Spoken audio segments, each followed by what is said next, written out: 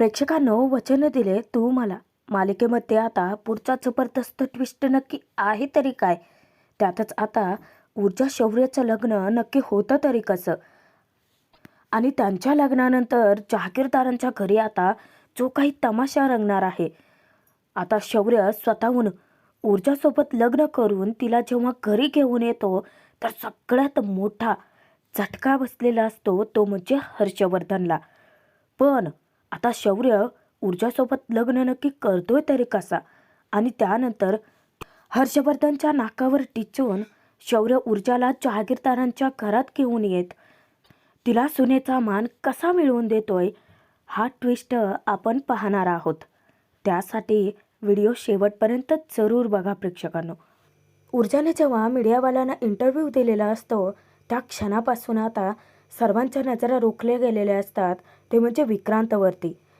विक्रांतच खरा गुन्हेगार आहे असं लोकांना वाटत असतं. पण त्याच वेळेस आमदार आपल्या हुशारीने एक पब्लिसिटी स्टंट करतो. तो किती चांगला लोकांची सेवा करणारा आहे हे सगळं तो दाखवून देतो.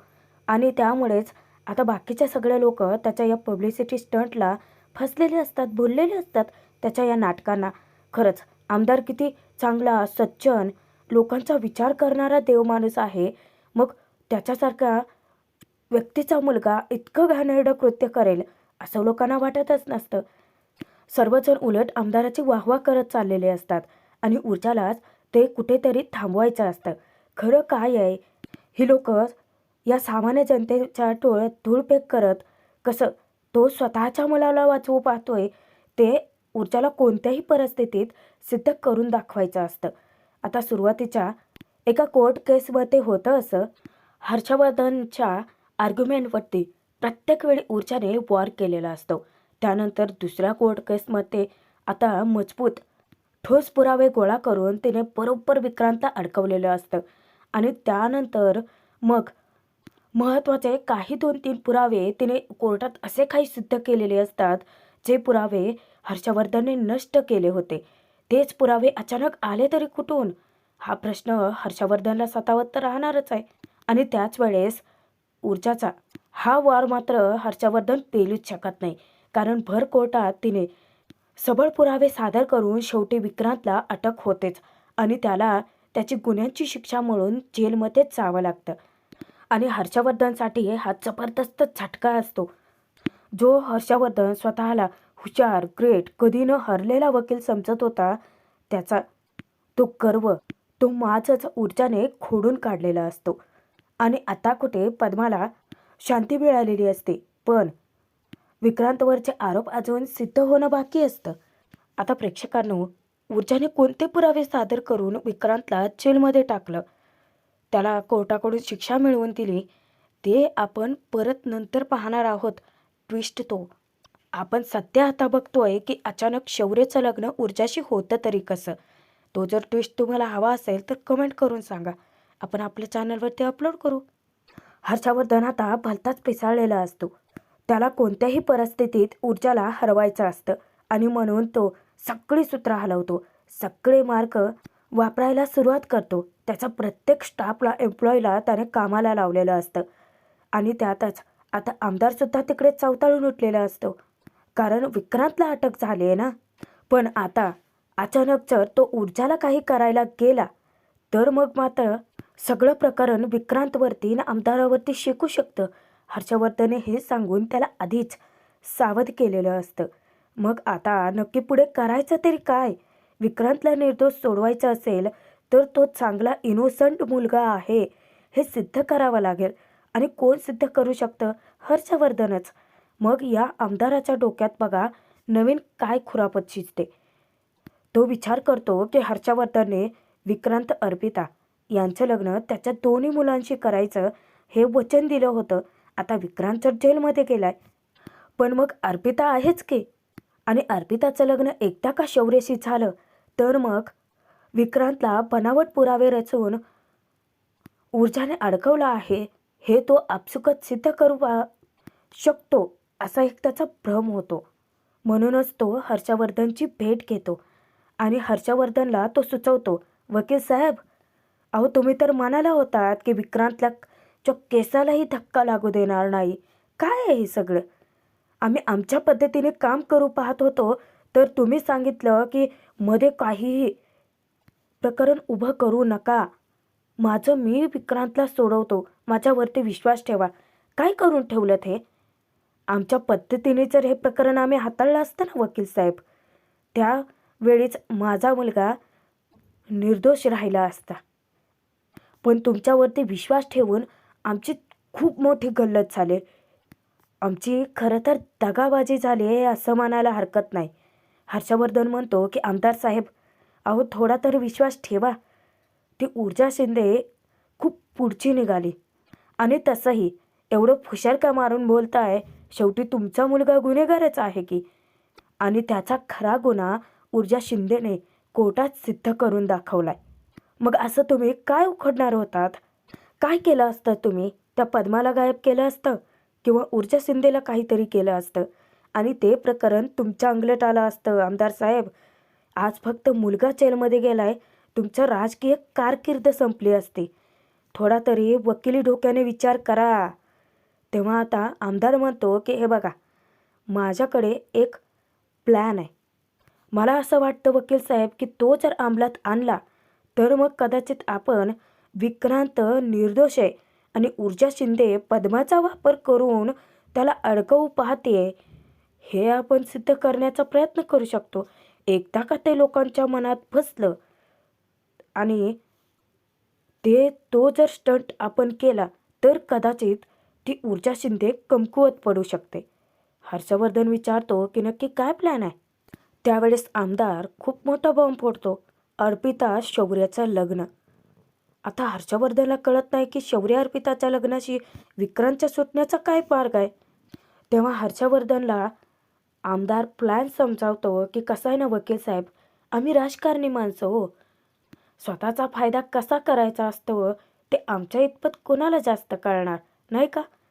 हर्षवर्धन विचारतो की मूळ मुद्द्याचं काय ते बोला. आमदार सांगतो की हे बघा, असं पण आपण आपल्या मुलांची लग्न आधीच ठरवली होती. हां, आता विक्रांतचं झालं ते जाऊ द्या. पण हर्षवर्धनला तो सांगतो की अर्पिताचं तर लग्न शौर्याशी होऊच शकतं की. आणि एकदा का अर्पिता आणि शौर्याचं लग्न झालं, आपली सोयरीक जुळली, तर आपण लोकांसमोर हे सांगू शकतो की विक्रांत निर्दोष आहे. समाजामध्ये त्याची एक क्लीन इमेज आपण तयार करू शकतो. म्हणूनच तर तुम्ही इतके मोठे वकील असूनही ही सोयरीक जुळवून आणलीत. ऊर्जा शिंदे फक्त बनावट पुरावे रचून त्या विक्रांतला अडकवण्याचा प्रयत्न करते, हे फक्त लोकांना दाखवून द्यायचं हो. मग आपोआपच आमच्या विरोधकांचेही तोंड बंद होतील आणि ऊर्जा शिंदेही जराशी कमकुवत पडेल. मग आहेच मध्ये मीडियावाले, समाजातील काही लोक, काय स्टंट करायचं आणि त्या ऊर्जाचं खच्चीकरण करायचं ते आम्ही बघू. तुम्ही तेवढं लग्नाचं मनावर घ्या म्हणजे झालं. आता हर्षवर्धन जराचा विचार करतो आणि त्यात त्याला त्याचा फायदा दिसतो. त्यातच आधीच हर्षवर्धनने शौर्य अर्पिताच्या लग्नाचं वचनही दिलं होतं. मग त्याला वाटतं की काही हरकत नाही. आता घरी गेल्यानंतर जेव्हा तो विजयाला सांगतो तेव्हा विजया थोडीशी अस्वस्थ होते.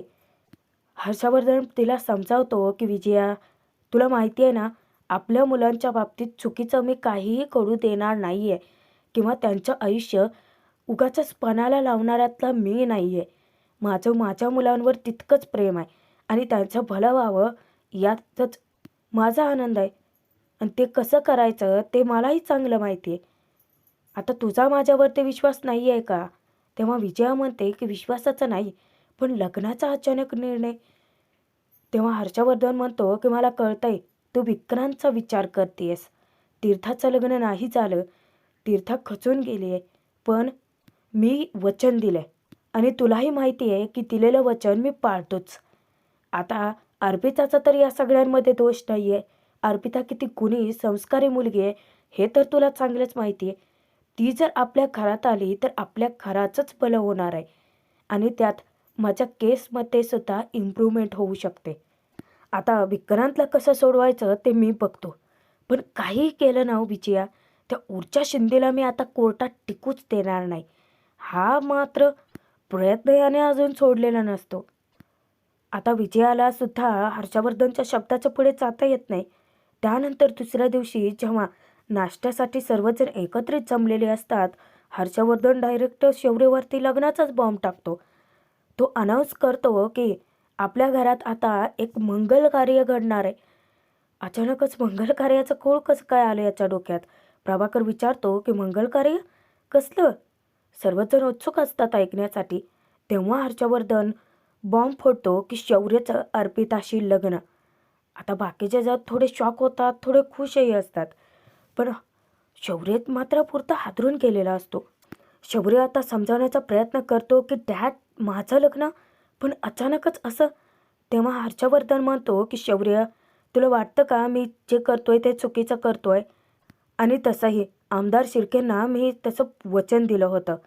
आणि तुलाही माहिती आहे शौर्य, मी किती शब्दाचा पक्का माणूस आहे. आजी आता मध्ये पडते, हर्षवर्धनला समजावण्याचा प्रयत्न करते. शौर्याला नक्की काय म्हणायचं आहे ते ऐकून तरी घे. हर्षवर्धन म्हणतो की मला काही कुणाचं ऐकायचं नाही आहे. माझ्या मुलांसाठी काय चांगलं काय वाईट हे मला चांगलं कळतं, बरोबर कळतं. आणि माझा निर्णय झाला आहे. आता शौर्य, तू माझ्या शब्दापुढे जाणार आहेस का? शौर्य पुढे बोलूच शकत नाही काही. आणि हर्षवर्धन म्हणतो की चला, आता येत्या 4-5 दिवसामध्ये लग्न आहे. आता तर दुसरा जबरदस्त धक्का बसतो. आदित्य, प्रभाकर, शैलेजा विचारतात की काय? पण इतक्या कमी वेळात तयारी? हर्षवर्धन सांगतो की होऊच शकते. तयारी ही होऊच शकते. तयारीला लागा असं सांगून तो तसाच निघून जातो. आणि शौर्यसुद्धा रागाने नाश्ता सोडून रूममध्ये निघून जातो. त्याला आता आजी समजावायला जाते. शौर्यचं तर अख्खं जग थांबलेलं असतं. एकटाच रूममध्ये लाईट बंद करून बसलेला असतो. त्या क्षणी आजी येते आणि तो आजीच्या मांडीवरती डोकं ठेवून इतकं रडायला लागतो. तो स्पष्ट सांगतो की आजी, तुलाही माहिती आहे माझं ऊर्जावरती प्रेम आहे. मला लग्न फक्त ऊर्जाचीच करायचं आहे. पण डॅड ऐकतच नाही आहेत माझं, मी काय करू आता? तेव्हा आजी ती समजत घालते की शौर्य, आता आपल्याकडे वेळ नाही आहे. मी तुला म्हटलं होतं की मी तुझी बाजू ऊर्जाला समजावून सांगेन, पण तितका आपल्या हातात वेळच उरलेला नाही आहे. हर्षवर्धनने अचानक निर्णय का घेतलाय लग्नाचा तेही मला माहीत नाही आहे. पण आता तुला ठोस पाऊल उचलावं लागेल शौर्य. तुला ऊर्जाला तुझं सत्य सांगावं लागणारच आहे, तेही कोणत्याही परिस्थितीत. शौर्य थोडासा घाबरलेला असतो आणि ऊर्जाने जर नाही ऐकलं तर मग त्याला हर्षवर्धनचं म्हणणं ऐकावं लागेल. अर्पिताशी लग्न करावंच लागेल. आता संगीत सोहळा असतो, त्यातच मेहंदी फंक्शन, हळद. याच वेळी काय होतं माहिती आहे का, की शौर्याला ऊर्जाकडे जायला वेळच मिळत नाही. कारण सगळं अख्खं घरबार नुसतं त्याच्या भोवतालीच असतं. त्यातच आजीलाही काही करता येत नाही. 1-2 वेळा ऊर्जाचा फोन आहे म्हणून शौर्य रिसिव्हही करतो. पण अचानकच सतत कोणी ना कोणी टपकत असतंच आणि त्यामुळे धड ऊर्जाचंही बोलणं होत नाही.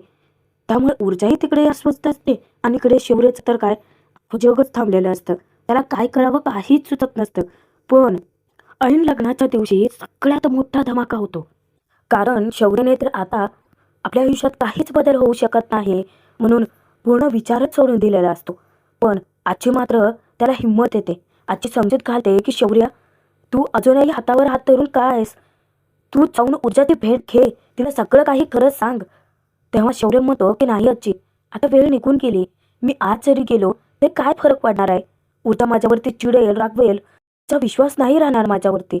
आणि अशा परिस्थितीत तुला वाटतं ती माझ्यासोबत लग्नाला तयार होईल? आणि इथे तर डॅड ऑलरेडी माझं अर्पिताशी लग्न ठरवलंय. मग अशा सिच्युएशनमध्ये मी नकार देऊन कसा बसू शकतो? मला ना खरंच काहीच कळत नाही आहे आजी. तेव्हा आजी शौर्याला एक प्लॅन समजावते हां. असा मास्टर प्लॅन की त्यामुळे आता हर्षवर्धनचं घरबारसोबत हर्षवर्धनचं जगच हादरणार असतं. कारण त्याची सून बनून, शौर्याची पत्नी बनून ऊर्जा त्या जहागीरदारांच्या घरात पाऊल टाकणार असते. आता ती बघा कसं. आजी इकडे शौर्याला सांगते की शौर्य, हे बघ, ही तुझी प्रेमाची लढाई आहे आणि ती तुलाच लढावी लागणार आहे. जर आज तू पाऊल नाही उचललास ना शौर्य, तर मग सगळी परिस्थिती तुझ्या हातातून निघून जाईल. शौर्य वैतागतो, रडायला लागतो की आजी, मी काय करू यासाठी? तेव्हा आजी सांगते की प्रयत्न कर ऊर्जाला मिळवण्यासाठी. शौर्य विचारतो की पण कसं शक्य आहे इतक्या कमी वेळात? आता काही तासानंतर माझ्या लग्नाचा मुहूर्त आहे आजी, अर्पितासोबतचा. तेव्हा आजी सांगते की शौर्य, युद्धात आणि प्रेमात सगळं काही माफ असतं आणि तुझं हे प्रेमाचं युद्ध आहे आणि ते तुला जिंकावं लागणारच आहे. हर्षवर्धनला कसं सांभाळायचं ते मी बघते. शौर्य विचार करतो की पण आजी, सरळ सरळ ही फसवणूक होईल ना? आणि मला डॅड असं वागलो तर साधं त्यांच्या नजरेसमोरही उभं करणार नाहीत. तूच म्हणाली होतीस ना, डॅडने माझं तोंडही बघायचं नाही ठरवलं तर? शौर्याला इकडचंही टेन्शन असतं आणि तिकडे त्याला ऊर्जाही गमवायचं नसतं. आता तो दोन्ही दगडांवर पाय ठेवायचा ठरवतो. पण आजी त्याला समजावते की हे बघ शौर्य, आज तुला एकाची कोणाची तरी निवड करावी लागेल. तुझा डॅड किंवा ऊर्जा. आज जर तू डॅडची निवड केलीत तर मग आयुष्यभर तुला ऊर्जाला विसरावं लागेल. पण जर आज तू ऊर्जाची निवड केलीत तर काही काळानंतर का असेना निदान तू हर्षवर्धनची समजूत घालू शकशील. त्याला तू दाखवून देऊ शकशील की तू सत्याच्या बाजूने होतास. जे तू केलं ते कधी कदापिही चुकीचं नव्हतं शौर्य. हे बघ, आता काय करायचंय तुला ते तुझं तू ठरव. ऊर्जाला खरं कसं सांगायचं आहे, तिला लग्नासाठी कन्व्हिन्स कसं करायचं आहे. शौर्य विचारतो की लग्न? तेव्हा आजी सांगते की हो, तू जर ऊर्जाला इथे घेऊन आलास तर तुला काय वाटतं, हर्षवर्धन तुझं लग्न अर्पिताशी होऊ देणार नाही, ते लगेच कॅन्सल करेल? असं होणार नाही शौर्य. उलट हर्षवर्धन जास्त चिडेल, जास्त चवताळेल आणि मग तर तो मुद्दाम मुद्दाम तुझ्या आयुष्यात अर्पितालाच घेऊन येईल. आता शौर्य आजीच्या बोलण्याचा खूप विचार करतो आणि शेवटी त्याला एकच मार्ग मिळतो की कोणत्याही परिस्थितीत त्याला ऊर्जाला कन्व्हिन्स करावंच लागणार आहे. पण आता तो जेव्हा रस्त्याने जात असतो गाडी घेऊन ऊर्जाकडे, तेव्हा मात्र विचार करत असतो की ऊर्जाला खरं सांगू की नको. जर खरं कळलं तर मग ती लग्नासाठी तयार नाही होणार. उलट मी तिची फसवणूक केली असं वाटत राहील तिला. ती माझ्यावरती चिडेल, रागवेल, माझं तोंडही बघायला तयार होणार नाही. मग तशा परिस्थितीत मी ऊर्जाला कसं मिळवू? आणि शौर्य अक्षरशः रड रकुंडीला येऊन जातो. इकडे आता लग्नाची सगळी तयारी चालू असते. आमदाराकडचे, हर्षवर्धनकडचे सगळे पाहुणे, मोठी-मोठी लोकंही, राजकारणी माणसं आलेली असतात आणि सर्वच जण आता घरातील मंडळी शौर्यला शोधत असतात. पण शौर्य कुठे गेलाय कोणालाच काहीच माहिती नसतं आणि त्यात शौर्याला सतत घरचे फोन ट्राय करत असतात. पण शौर्यचा फोनही बंद येत असतो. आता इकडे बघा, शौर्य ऊर्जाच्या घरी पोहोचतो सुद्धा. आता प्रेक्षकांनो इथे एक गोष्ट लक्षात घ्या की ही मराठी मालिका ही हिंदी मालिकेचा रिमेक आहे. त्यामुळे थोडंसं मराठीमध्ये बदलूनही दाखवू शकतात. आपण ट्विस्ट हा हिंदीनुसार बघूयात. पूर्वा गेलेली असते बचत गटाच्या कामानिमित्त. जेव्हा शौर्य ऊर्जाकडे जातो, शौर्याला पाहून ऊर्जा खुश होते. पण शौर्य चक्क तिच्यासमोर हात जोडून उभा असतो. ऊर्जाला धक्का बसतो. ती विचार करे काय झाले नक्की. शौर्य हात जोडून तिच्यापुढे विनंती करतो, प्लीज ऊर्जा, तुला मनापासून जर वाटत असेल ना की मी तुझ्यासाठी काहीतरी केले किंवा माझं खरोखर तुझ्यावरती जीवापाड प्रेम आहे, तर प्लीज माझी आज मदत कर. आज जर हे सगळं घडलं ना तर मी आयुष्यात पूर्णपणे कोलमडून जाईल आणि तू माझ्या आयुष्यात नसलीस ना तर मी जगूही नाही शकणार. आता ऊर्जा शॉक होऊन विचारते की अचानक काय झालंय शौर्य तुला. तेव्हा शौर्य तिला हात जोडून रिक्वेस्ट करतो की प्लीज, हे बघ मी काय सांगतोय ते शांतपणे ऐक. माझ्यासाठी आजचा दिवस तितकाच महत्त्वाचा आहे आणि माझ्या आयुष्यात तुझी जागा दुसरं कोणीही घेऊ शकत नाही ऊर्जा. ऊर्जा घाबरून विचारते की शौर्य नक्की झाले तरी काय. शौर्य म्हणतो की हे बघ, काय घडलं, काय सुरू आहे ते सगळं मी आत्ता तुला सांगू शकत नाही. पण प्लीज प्लीज माझ्यावरती उपकार म्हणून एक गोष्ट माझ्यासाठी कर. ऊर्जा स्पष्ट म्हणते की शौर्य मी तुझ्यासाठी काहीही करायला तयार आहे. मग शौर्य तिला एक अट घालतो, एक मागणी घालतो की मग माझ्यासोबत तू लग्न करशील, तेही आत्ता. आता मात्र ऊर्जाच्या पायाखालची जमीनच आदळते. ती विचार करते की लग्न. शौर्य म्हणतो की हो. पण ऊर्जा म्हणते की अरे शौर्य, तुझं डोकं फिरलंय का? तू अचानक काय बोलतोयस हे सगळं? नक्की काय घडलंय ते प्लीज सांग मला. तुला कसलं टेन्शन आहे का? अचानक लग्नाचा खूळ कुठून आलाय तुझ्या डोक्यात? आता पूर्वाही घरी नसते त्यामुळे तिथे ऊर्जालाही कळत नसतं की नक्की कसं समजवायचं आता शौर्याला. आणि अचानक इतका मोठा लग्नाचा निर्णय घ्यायचा तरी कसा. आता चक्क शौर्य ऊर्जाचे पायही धरायला कमी करत नाही. तो रिक्वेस्ट करतो की प्लीज ऊर्जा, प्लीज प्लीज, आजचा दिवस माझ्यासाठी खूप महत्त्वाचा आहे आणि आज जर ते सगळं माझ्या आयुष्यात घडलं तर मग मी जिवंत राहील की नाही तेही मला माहीत नाही. आता शौर्यला ऊर्जा समजावते की शौर्य, हे बघ प्लीज असं बोलू नकोस तू. शौर्य रिक्वेस्ट करतो, रडायला लागतो की प्लीज ऊर्जा, प्लीज माझा विचार कर, माझ्या प्रेमाचा विचार कर. तुला माहिती आहे ना मी खरं प्रेम केलंय तुझ्यावरती. पण प्लीज माझ्यासाठी फक्त एक गोष्ट कर. आता शौर्याच्या डोक्यात अचानकच भलतीच आयडिया येते. तो रिक्वेस्ट करतो की निदान खरं लग्न नाही, पण तू माझी खोटी बायको म्हणून तरी येऊ शकते ना. आता तर ऊर्जा पूर्ण गोंधळूनच जाते की शौर्य इतकं विचित्र बडबड का करतोय. अचानक काय झालंय त्याच्या आयुष्यात तेही सांगायला तो तयार नाहीये. अचानक भलतीच अट घालतोय. तिकडे जहागीरदारांच्याकडे आता एक वेगळंच वादळ आलेलं असतं. अचानक शौर्य गायब झालेला असतो. त्यातच आता तो फोनही रिसीव्ह करत नाही. हर्षवर्धनने अख्खं घर डोक्यावर घेतलेलं असतं आणि आजीला सगळं माहिती असूनही आजी काही सांगायला तयार नाहीये. आजीलाही स्वतः टेन्शन असतं की शौर्याने ऊर्जाला कन्व्हिन्स केलं असेल का, त्याने खरं सांगितलं असेल का, ऊर्जाने काय निर्णय घेतला असेल. असे खूप साऱ्या विचारांनी तिला गोंधळून टाकलेलं असतं.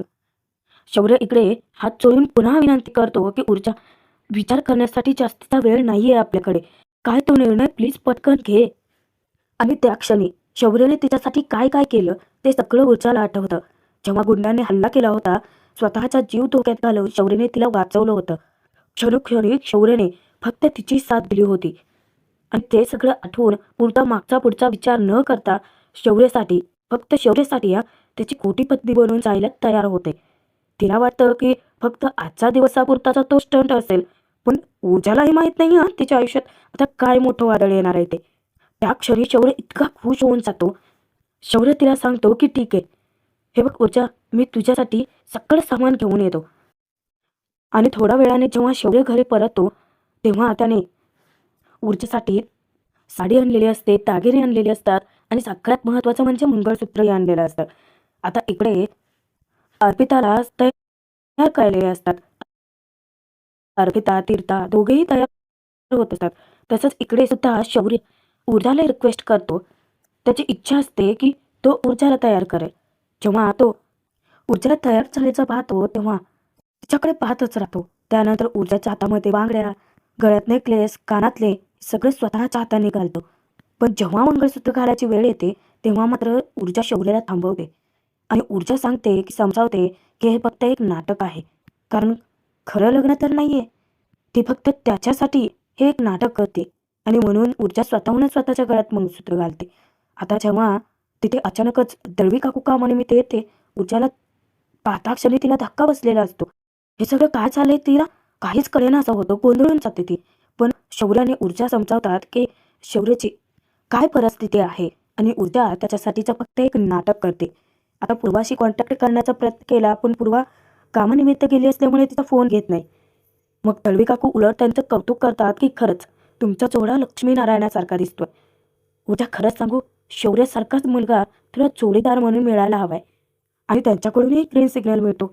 आत्ता कुठे ऊर्जेचा जीव भांड्यात पडतो. ऊर्जा सांगते की ते फक्त एक नाटक आहे शौर्यपुरतं केलेलं. मंग्याच्या तर आता डोक्यात तिडीक केलेली असते. त्या शौर्याला इतकं मारावं वाटत असतं त्याला, पण ऊर्जासमोर असल्यामुळे तो काहीच करू शकत नाही. आता इकडे हर्षवर्धनने अख्खं घर डोक्यावर घेतलेलं असतं. आदित्य, सोनल, मोनल सर्वजण मिळून आता शौर्याला शोधत असतात. शौर्य कुठेच भेटत नसल्याने तो भलताच भडकलेला असतो. त्यातच आता शैलजा हर्षवर्धनला सांगते की त्याने शौर्याला एका मुलीसोबत फोनवर बोलताना ऐकलं होतं. मग हर्षवर्धन त्याचा अर्थ काढतो आणि तो विचार करतो की म्हणजे शौर्याचं नक्की झालंय तरी काय. पण आज आज मुलींकडच्यांसमोर, इतक्या लोकांसमोर जर शौर्याने माझं वचन मोडलं, माझी मान खाली घातली ना, तर मग मी अख्ख्या घराला आग लावून टाकेन. इतका संतापलेला असतो तो. अचानकच आमदार तिथे येतो आणि तो विचारतो की वकील साहेब, झाले ना सगळी तयारी, कारण मुहूर्त जवळ येतोय. हे बघा वकील साहेब, आज आमची मुलगी, आमची अमानत आम्ही तुमच्याकडे सोपवत आहोत. कसं आहे ना, मी आमदार राजकारणी जरी असतो तरीसुद्धा सगळ्यात आधी मी एका मुलीचा बाप आहे. मी माझ्या मुलीला खूप प्रेमाने मायेने वाढवलेलं आहे, तिचे खूप लाड केलेत आणि माझा तुमच्यावरती पूर्ण विश्वास आहे की माझी मुलगी तुमच्या घरात सुखातच नांदणार आहे. तेव्हा हर्षवर्धन सांगतो की आमदार साहेब, तुम्ही काळजी करू नका, तुम्ही फक्त आमच्यावरती विश्वास ठेवा. तुमची मुलगी आनंदात आणि सुखातच राहणार आहे आमच्या घरात. आता तो आमदार त्यांचे आभार मानतो की धन्यवाद, माझा मुलगा जेलमध्ये आहे आणि आता मुलगीसुद्धा माझं घर सोडून तुमच्याकडे येते. माझं घर खूप रिकामं होईल, पण तुम्ही तिला खुश ठेवाल एवढा विश्वास आहे तुमच्यावरती. तेव्हा हर्षवर्धन समजावतो की आमदार साहेब, तुमचा विश्वासच आमच्यासाठी महत्त्वाचा आहे आणि अजिबात काळजी करू नका. मुलगी ही मलाही आहे, त्यामुळे मुलीचा बाप म्हणून काय तुम्हाला वाटतं ते मलाही जाणवते. पण काळजी करू नका, आता मुहूर्त जवळ येतोय, आता लवकरच आपण व्याही होऊ. पण आता सगळ्यात मोठा धमाका तर बाकी आहे. अचानकच शौर्य भर लग्नाच्या मंडपात ऊर्जासोबत कसा काय येतो आणि येता क्षणी आता हर्षवर्धन आमदाराचे काय रिॲक्शन असणार आहे, त्यात आता शौर्य त्यांची समजूत कशी घालणार आहे, ते सगळं पाहूयात पुढील ट्विस्टमध्ये.